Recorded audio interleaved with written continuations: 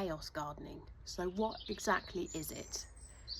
Basically, you need to forget about formal gardening and think more of a natural look. So what you want to do is just gather up all those seed packets with leftover seeds in and just sprinkle them all over your garden randomly. Get your kids to do it, they'll love doing that. And also if you've got any leftover plants as well, vegetables included, vegetable seeds, they work great in chaos gardening. Last year I planted out a pumpkin in the middle of my flower bed and it looked amazing, and once all the flowers had died I had a great big pumpkin waiting as well.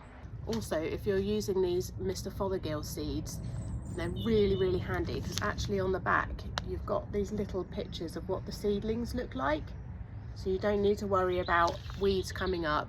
You'll be able to identify what's a weed and what's your seedlings coming up to give you that awesome chaos garden display later on in the summer.